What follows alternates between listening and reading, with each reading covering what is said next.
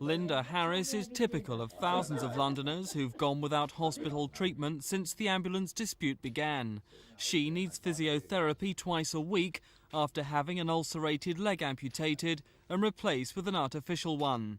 The only way Linda and husband Ernie, who also suffers from a bad leg, can get to hospital is by ambulance. For the last 15 weeks, non-emergency ambulance staff have been stood down for refusing to work normally. That means taxes for patients who can walk, but for the 5,000 a day who can't, they've had to stay at home. She has to go to this physiotherapy, and she's not been able to go because she has to go in an ambulance that takes a wheelchair. They sort of put you at your ease and you know what you're doing right and what you're doing wrong, because you've got a certain way to put on your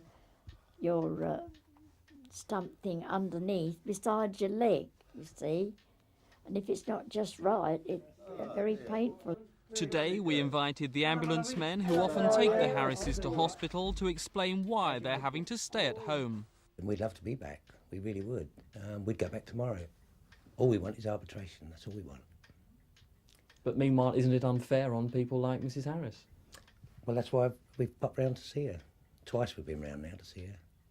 We do feel sorry for them. We ought to see them. We miss them. But she really needs to go to hospital.